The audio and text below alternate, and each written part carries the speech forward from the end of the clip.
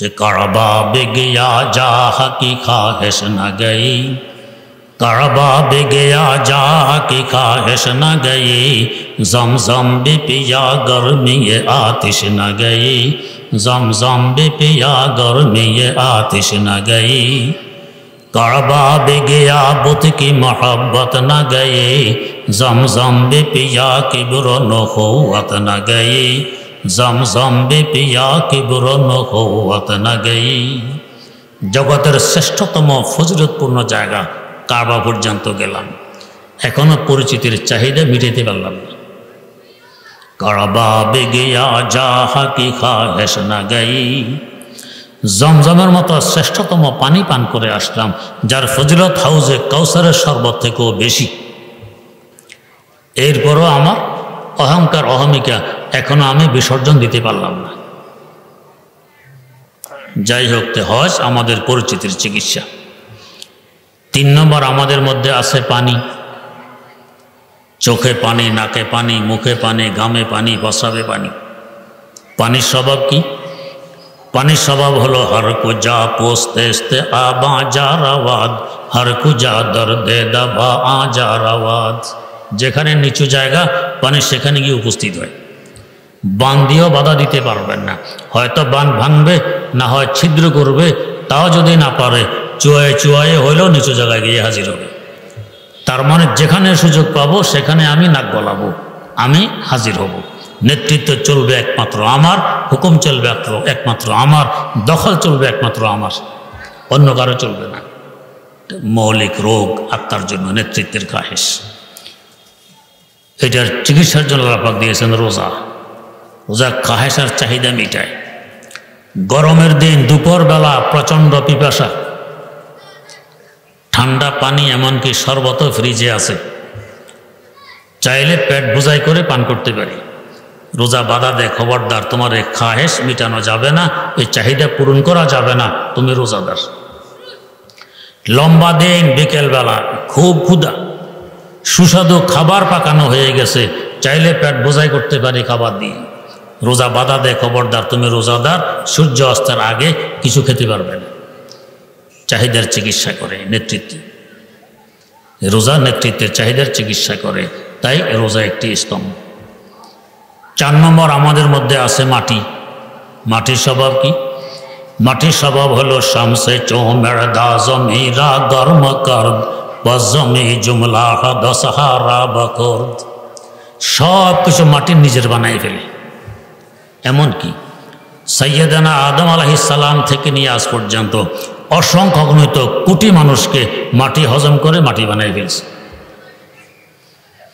ময়লা আবর্জনা পায়খানা প্রস্রাব পর্যন্ত ছাড়তে রাজি নেই, এটাও আমার, হজম করে মাটি বানাই ফেলে। সব আমার। এই মাটি আমার আপনার মধ্যে থাকার কারণে তার প্রভাব বিস্তার লাভ করেছে। আমরা চাই সব কিছু হবে আমার। এক দুনিয়া যদি আমার হয়, আরেক দুনিয়া লাগবে, এমন মানুষও আমার সামনে আছে। ছেলে নেই, মেয়ে নেই, স্ত্রীও মারা গেছে, এখন একা। এরপরও চাঁদাবাজি বন্ধ নেই।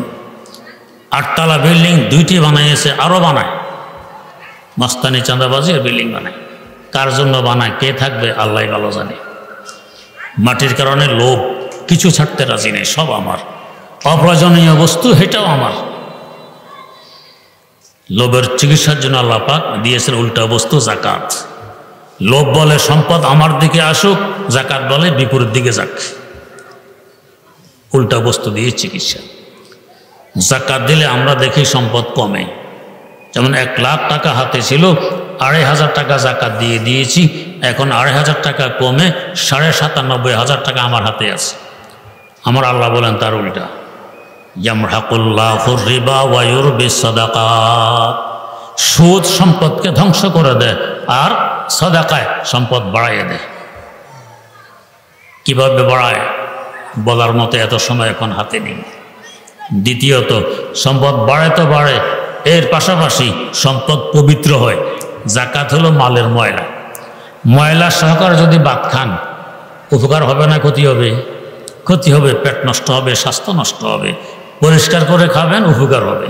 তো জাকাত হলো ময়লা, এটা বাদ দিয়ে বাকি সম্পদ ব্যবহার করবেন, উপকার হবে, শান্তি বয়ে নিয়ে আসবে। জাকাত দিবেন না, ময়লা সহ সম্পদ ব্যবহার করবেন, অশান্তি বয়ে আনবে, শান্তি পাবেন। এর পাশাপাশি জাকাত দিলে বাকি সম্পদের হেফাজত আমার আল্লাহ করেন। শাইখুল হাদিস আল্লামা জাকারিয়া রহমতুল্লাহ আলাই আবৃতি নামক কিতাবে লিখেছেন, ভারতবর্ষের দ্বিতীয় বৃহত্তম মাদ্রাসা সাহারানপুর মাদ্রাসা। এই মাদ্রাসার ক্যাশিয়ার ছিলেন একজন আমানতদার আল্লাহওয়ালা মানুষ, লেখাপড়া তেমন ছিল না। কথা বলার সময় কথার ফাঁকে ফাঁকে বলতেন আল্লাহকে ফজল সে, আল্লাহর মেহেরবানি, কথার বাক্কা। কথা বলার ফাঁকে ফাঁকে কেউ বলে বুঝতে পারলেন তো কথা, কেউ বলে বুঝাইতে পারলাম তো, কেউ বলে বুঝেছেন তো, এ ফাঁকে ফাঁকে কথার বাক্কা। ওই আল্লাহর বান্দা ফাঁকে ফাঁকে বলতেন আল্লাহকে ফজল সে, অর্থ হইল আল্লাহর মেহেরবানি। একদিন সকালে মাদ্রাসায় এসে ওস্তাদদের সামনে বলতেছেন আজ রাত তো আল্লাহ কে ফজল সে আল্লাহ কা গজব হো গয়া। সবাই হেসে দিলেন। তো कैसे আল্লাহ কে ফজল সে আল্লাহ কা গজব হো গয়া? আজ রাত আল্লাহর মেহেরবানিতে আল্লাহর গজব হয়ে গেছে। মেহেরবানিতে হবে রহমত, গজব তো হয় গোসায়। বলতেছেন আজ রাত তো আল্লাহ কে ফজল সে আল্লাহ কা গজব হো গয়া। আল্লাহকে ফজল সে তার কথার বাক্যা, মূল কথা হলো আল্লাহ কা গজব হো গয়া। যখন প্রশ্ন আসলো कैसे আল্লাহকে ফজল সে আল্লাহ কা গজব হো গয়া, কিভাবে আল্লাহর মেহেরবানিতে আল্লাহর গজব হইল? তো বলতেছেন আমি ঘুমিয়ে পড়ছি রাত্রে, খটখট আওয়াজে আমার ঘুম ভেঙে যায়। ঘুম ভাঙার পর দেখে 4-5 জন মানুষ আমার ঘরের ভিতরে আলমিরার তালা ভাঙার চেষ্টা করতেছে, চোর। এ অবস্থা হইলে আমরা কি করতাম? চোর চোর বলে দিতাম চিৎকার। আল্লাহর বান্দা চিৎকার তো দিলেন না, বলতেছেন কি আরে ভাই এটার ভিতরে তো আমার টাকা আছে, মাদ্রাসার টাকাও আছে, এলাকার বহু লোকজনের আমানতের টাকাও আছে, মানে ভিতরে টাকা বোঝাই। আমরা যদি চিৎকার দেওয়ার সাহস নাও পেতাম তো বলতাম ভাই তালা ভাঙলে কি লাভ হবে, আমি গরিব মানুষ, ভিতরে কিছু নেই। আল্লাহর বান্দা জানায় দিলেন ভিতরে আমার টাকা আছে, মাদ্রাসার টাকা আছে, এলাকার বহু মানুষের আমানতের টাকাও আছে, মানে আলমারিরা ভর্তি টাকা। জানায় দিলেন। এরপর আমি শুয়ে গেছি, জানায় দিয়ে শুয়ে গেছি। কেন? ওনার আস্থা আমি জাকাত আদায় করি, এ তালা এরা ভাঙতে পারবে না। ঘুম থেকে উঠলাম ভোর রাত্রে, দেখি এরা এখনো চেষ্টায় অব্যাহত আছে তালা ভাঙার। তো আবারও বললাম যে भाई इसमें मेरे पैसे हैं, मदरसा के पैसे हैं, बहुत से लोगों की अमानत के पैसे भी हैं, अलबत्ता ये ताला नहीं तोड़ने का इसलिए कि मैं ज़कात अदा किया करता हूँ। ভিতরে আমার টাকা আছে, মাদ্রাসার টাকা আছে, বহু লোকজনের আমানতের টাকাও আছে, তবে এই তালা ভাঙার নয়। তোমাদের আব্বাকেও যদি ডেকে নিয়ে আসো ভাঙতে পারবে না। কেন? আমি জাকাত আদায় করিস। কি আস্থা, কি ঈমান, কি বিশ্বাস আমার আল্লাহর উপরে। আমি তার বিধান মানি, আমার সম্পদের হেফাজত তিনি করবেন। এই কথা শুনাই দিয়ে আমি চলে গেছি মসজিদে নামাজ পড়তে। চোর ঘরে রেখে কে মসজিদে যায়? নামাজ কালাম পড়ে ঘরে ফিরে এসে দেখি এরা নেই, আলমিরাও ঠিক, তালাও ঠিক, ফয়সা করিও ঠিক, কিছু নিতে পারেনি। এটা এসে বলতেছেন আজ রাত তো আল্লাহকে ফজল সে আল্লাহ কা গজব হো গয়া। তো জাকাত একটি স্তম্ভ। এই 4টি আমল হইল মৌলিক 4টি রোগের চিকিৎসা। যদি এই 4টি রোগের চিকিৎসা করতে পারি, এর মাধ্যমে অসংখ্য শাখাগত রোগের চিকিৎসা হয়ে যায়। তবে চিকিৎসা নিজে নিজে করতে গেলে কখনো হিতে বিপরীত ঘটে।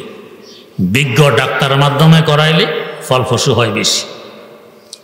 যেমন আমার ড্রাইভার দাঁতে ব্যথা, ডাক্তারের কাছে গিয়ে দাঁত তুলে আসছে, উঠানোর জন্য ইঞ্জেকশন দিয়ে অবশ করছে আগে, ঘরে এসে দেখে এখনো রক্ত বন্ধ হয়নি। তো নিজে নিজে চিকিৎসা শুরু করছে। কি? তুলার মধ্যে স্যাভলন দিয়ে ভিজিয়ে তুলা দাঁতের নিচে দিয়ে 10 মিনিট চাপা ধরে বসে আছে। 10 মিনিট।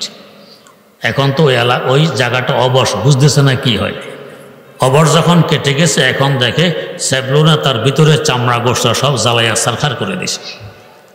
এখন না খাইতে পারে, না পানি পান করতে পারে, না কথা বলতে পারে, দাঁত লাগলে ব্যথায় অস্থির, সব জ্বলে পড়ে শেষ। কয়েকদিন যাবত সে খাওয়া দাওয়া করতে পারেনি। এই দশা কেন ঘটল? নিজের চিকিৎসা নিজে করতে গেছে, ডাক্তারের শরণাপন্ন হয়নি। আমরা যদি এই চিকিৎসাগুলো বিজ্ঞ একজন আলেম আল্লাহওয়ালা বুজুর্গের শরণাপন্ন হয়ে করি তাহলে ফল পাওয়া যাবে অনেক বেশি। হজরত মৌলানা ইসমাইল শহীদ রহমতুল্লাহ আলাই, তার সাথে হজরত মৌলানা আব্দুল হাই রহমতুল্লাহ আলাই, দুইজন তখনকার সময়ের শ্রেষ্ঠ আলেম। ইসমাইল শহীদ রহমতুল্লাহ আলাইকে তার উস্তাদ সিরাজুল হিন্দ শাহ আব্দুল আজিজ মুহাদ্দিস দেহলভী রহমতুল্লাহ আলাই উপাধি দিয়েছেন হুজ্জাতুল ইসলাম, ইসলামের দলিল। ইসমাইলের মতো একজন তীক্ষ্ণ মেধাসম্পন্ন মানুষ ইসলাম মানে, এটা দলিল, ইসলাম হক একটি দিন। যদি হক না হইতো ইসমাইলের হক এটা মানা সম্ভব ছিল না, হুজ্জাতুল ইসলাম। আর তার সাথীকে টাইটেল দিলেন শাইখুল ইসলাম, ইসলামের মুরব্বী। দুজনের পীর হযরত সৈয়দ আহমদ শহীদে বালাকোট রহমতুল্লাহ। দুজন একদিন পীর সাহেবের কাছে এসে বলতেছেন, হুজুর আমাদেরকে সাহাবাওয়ালা একটু নামাজ পড়াইয়ে দেন। সাহাবাওয়ালা নামাজ কেমন নামাজ? হজরত আলী মুরতাজা রাদিয়াল্লাহু তাআলা আনহুর পায়ে তীর বিঁধে গেছে। তীর মানে আমাদের যে ছেলেরা বাঁশের কঞ্চিকে বেঁকা করে রশি দিয়ে বেঁধে তো পাটখড়ি এলাকা বোধে বলে হরবুল, এটা দিয়ে তীর মারে, এটা নয়। কাঠের তীর উপরে থাকে লোহার ফনা, মাথায় উল্টা দুইটা কাঁটা, সহজে ঢোকে, বের করা যায় না, গোশত ছিঁড়ে বের করতে হয়। তীর বের করা যাচ্ছে না, তীর পায়ে বিঁধে আছে। সাথী সঙ্গীরা বোঝে আলীর নামাজ কেমন, অপেক্ষা করো আলীর নামাজ পড়ুক তখন বের করা যাবে। সময় মতো যখন নামাজ শুরু করলেন, সাথীরা জোরপূর্বক টেনে গোশত ছিঁড়ে তীর বের করে আনছেন। উনি নামাজে মগ্ন। নামাজ শেষ করে দেখেন যে পায়ে তীর নেই। জিজ্ঞেস করতেছেন, আমার পায়ে তো একটি তীর বিঁধা ছিল, এটা পড়লো কীভাবে? এটা তো পড়েনি, নামাজরত অবস্থায় আমরা জোরপূর্বক টেনে বের করে নিয়ে এসছি। ওনার খবরও নেই, সাহাবাওয়ালা নামাজ। তো দুজন তাদের পীরের কাছে এসে বলতেছে, হুজুর আমাদেরকে 2 রাকাত সাহাবাওয়ালা নামাজ পড়াইয়ে দেন। হুজুর বললেন, যাও সুন্নত তরিকা মোতাবেক উজু করে আসো। উজু করে আসলেন। এবার বলল, সুন্নত তরিকা মোতাবেক 2 গানা আদা করো, সুন্নত তরিকা অনুযায়ী 2 রাকাত নামাজ পড়ো। বিজ্ঞ ডাক্তার এতটুকু বলেছেন, 2 রাকাত নামাজ পড়লেন উভয়জন। পড়ে এসে বলতেছেন, জীবনে যদি কোনো নামাজ পড়ি এই 2 রাকাত পড়লেন। এত ব্যবধান কেন? বিজ্ঞ ডাক্তারের পরামর্শ নিয়ে পড়েছেন, তো এত ব্যবধান। কলিকাতায় এক ব্যক্তি ছিল, তার নামাজ ছিল বড় সুন্দর।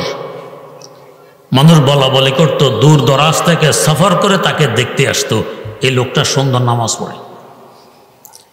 একবার হাকিমুল উম্মত মুজাদ্দিদুল মিল্লাত হযরত শাহ আশরাফ আলী থানভী রহমতুল্লাহ আলাইহি কোনো কাজে কলিকাতা আসেন। হযরতের কৌতূহল হইল, আমিও লোকটিকে দেখে আসি কেমন নামাজ পড়ে। লোকটি নামাজ পড়তো কলিকাতা আলিয়া মাদ্রাসার মসজিদে। হযরত এই মসজিদে আসছেন। হযরতকে দেখে ইমাম সাহেব সাহস করতেছে না যে নামাজ পড়াবেন। বাধ্য হয়ে হযরতে 2 রাকাত নামাজ পড়াই দিলেন। এই 2 রাকাত নামাজের পর ওই সুন্দর নামাজওয়ালা লোকটি বলতেছে যে, আমি প্রসিদ্ধ, আমি সুন্দর নামাজ পড়ি, মানুষ বলা বলি করে, দূর দরাজ থেকে সফর করে আমাকে দেখতে আসে, এটা আমার নলেজে আছে। মৌলানা থানভী আজ আমাকে দেখতে আসছেন, আমি সুন্দর নামাজ পড়ি। তিনি যে আজ 2 রাকাত নামাজ পড়লেন, এই 2 রাকাত নামাজ যদি তিনি আমাকে দিতে রাজি হন, আমি আমার সারা জীবনের সকল সুন্দর নামাজ তাকে দিয়ে দিই। কেন 2 রাকাতের এত দাম? তাকে জিজ্ঞেস করা হলো, তো মোকাম্মাল আজ কামালে কি সিতি, তো মোজাম্মাল আজ জামালে কি সিতি, তো মোজাম্মাল আজ জামালে কি সিতি। ও আশরাফ আলী, দাওরা হাদিস তুমি পড়েছ, আমরাও পড়েছি। যে কিতাবগুলো তুমি পড়েছ, কিতাবগুলো আমরাও পড়েছি। তোমার দ্বারা এত কাজ হেদায়েতের হচ্ছে, আমাদের দ্বারা হয় না, ব্যবধান কোথায়? তো জবাব দিলেন কি? মাম্মো কাম্মাল আজ কামালে হাজিয়াম, মাম্মো জাম্মাল আজ জামালে হাজিয়াম, মাম্মো জাম্মাল আজ জামালে হাজিয়াম। ও প্রশ্নকারী, এটা আশরাফ আলীর কৃতিত্ব নয়, আশরাফ আলীর হাজী সাহেবের জুতার দুলার বরকত। সৈয়দ তায়েফা হযরত হাজী এমদাদুল্লাহ মুহাজির মক্কি রাহিমাহুল্লাহর জুতা সোজা করা ভাগ্যে জুটেছিল, তা জুতার দুলির বরকতে হাসপাতালে থেকে কাজেগুলো হচ্ছে, না হয় হতো না। বিজ্ঞ ডাক্তারের শরণাপন্ন হয়ে আমলগুলো করলে বেশি ফল পাওয়া যাবে। আল্লাহ রাব্বুল আলামিন আমাদেরকে এমন একজন বিজ্ঞ আলেম হক্কানি রব্বানি আল্লাহওয়ালা মিলাই দেন, তার পরামর্শে আমল করে যাতে উভয় জাহানে ধন্য হতে পারি, আত্মাকে বিশুদ্ধ করতে পারি। সুবহানাল্লাহি ওয়া বিহামদি, সুবহানাকাল্লাহুম্মা ওয়া বিহামদিক, আশহাদু আল্লা ইলাহা ইল্লা আনতা, আস্তাগফিরুকা ওয়া আতুবু ইলাইক।